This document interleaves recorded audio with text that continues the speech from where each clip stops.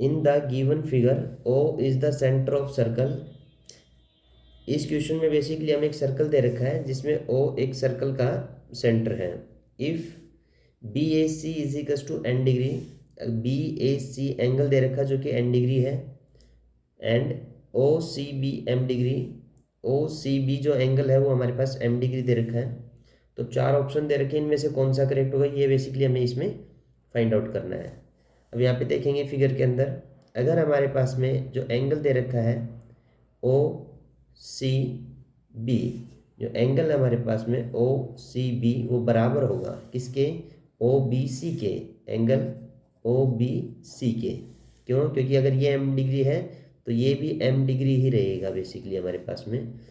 क्यों रहेगा? इसका रीज़न ये है, अगर हमारे पास में ओ बी और ओ सी दोनों की दोनों क्या है बेसिकली, ओ बी और ओ सी हमारे पास में रेडियस है और रेडियस इक्वल होती है, तो इस हिसाब से हमारे पास में जो ट्राइंगल है ओ बी सी वो आइसोसेलेस ट्राइंगल होगा और आइसो के बेस एंगल बेसिकली क्या होते हैं, इक्वल होते हैं।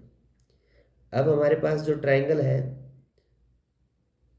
ओ बी सी, उसमें एक एंगल बच गया हमारे पास में बी ओ सी। जो बी ओ सी एंगल होगा, बी ओ सी एंगल वो क्या होगा बेसिकली 180 डिग्री के अंदर से माइनस होगा दोनों एंगल्स का सम, यानी twice of angle M D, ये होगा हमारे पास में बी ओ सी। अब बेसिकली हम लोग ट्राइंगल सर्कल की थ्योरम का यूज़ करेंगे। अगर हमारे पास में कोई एक आर्क दे रखी है, यानी angle subtended bye an arc at centre, कोई भी एक आर्क दे रखी है, वो आर्क सेंटर पे जो एंगल सबटेंड करेगी, यानी ये हमारे पास में एंगल सबटेंड किया इसने, बी सी आर्क ने एंगल सबटेंड किया कहाँ पे, सेंटर पे। तो एंगल हुआ हमारे पास में बी ओ सी, तो एंगल हुआ हमारे पास में बी ओ सी।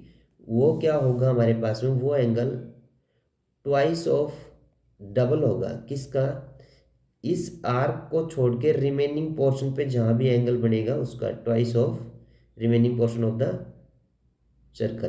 तो रिमेनिंग पोर्शन पे हमारे पास में ए पे एंगल बना हुआ है, तो ये क्या होगा हमारे पास में, इक्वल होगा ट्वाइस ऑफ एंगल ए के। अब इसकी वैल्यू सब्स्टिट्यूट कर देंगे हम लोग। जो एंगल है हमारे पास में बी ओ सी वो दे रखा है, यानी हमने फाइंड आउट किया है 180 माइनस में 2m होगा, यानी 180 माइनस में 2m डिग्री होगा। और ये होगा बेसिकली हमारे पास जो एंगल ए है वो n डिग्री है यहाँ पे हमारे पास में, तो 2n डिग्री होगा बेसिकली। अभी 2m है, ये राइट साइड में मूव हो जाएगा, तो 180 degree is equals to 2n plus में 2m, दोनों के अंदर से 2 कॉमन ले लेंगे, तो n डिग्री प्लस में m degree is equals to 180।